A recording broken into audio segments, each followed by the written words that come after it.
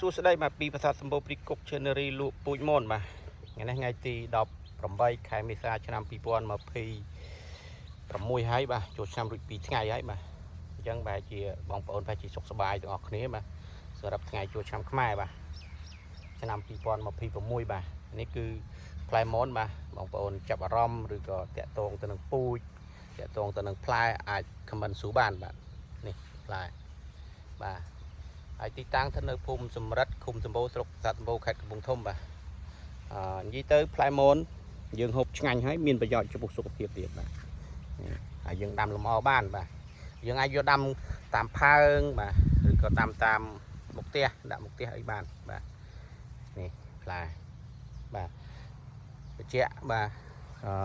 ផ្លែមនខ្ញុំហ្នឹងគឺធានាធម្មជាតិ 100% គ្មានសារធាតុគីមីបាទព្រោះយើងអត់មានប្រើថ្នាំគីមីទេបាទហើយថ្នាំបាញ់ស្មៅក៏យើងអត់មានប្រើដែរបាទនេះផ្លែបាទផ្លែទេបងប្អូននេះបាទ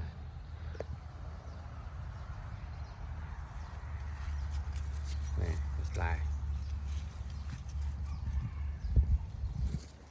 សម្រាប់ឈ្នះបងប្អូន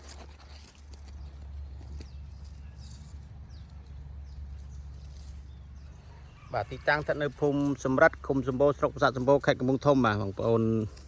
នេះគឺអាខ្មៅខ្មៅអញ្ចឹងឆ្ងាញ់ណាបងនេះខ្មៅអញ្ចឹងបាទមានរសជាតិវាជូរតិចតិចលំបាទឆ្ងាញ់មែនតើបាទបែមបាទ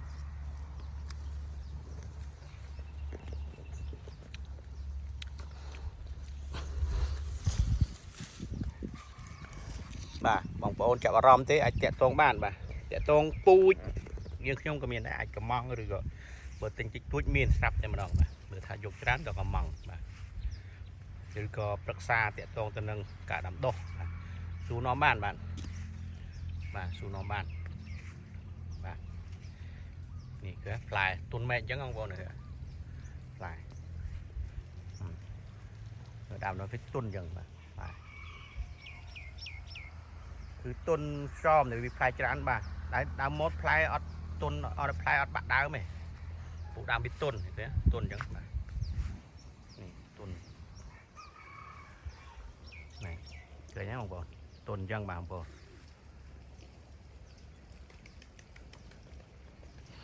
ទុនមែកបាទហើយបញ្ជាក់បាទតាក់ទងតាមលេខទូរស័ព្ទ089 2235 51ឬក៏52ហ្នឹងបាទតែទុនអញ្ចឹងទុនមែកអញ្ចឹងមែក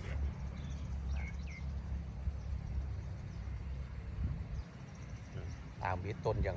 ខ្យមផ្លែច្រើនបាទទោទងន់ច្រើនណាបាទអរគុណច្រើនសម្រាប់ការទស្សនាបាទអរគុណ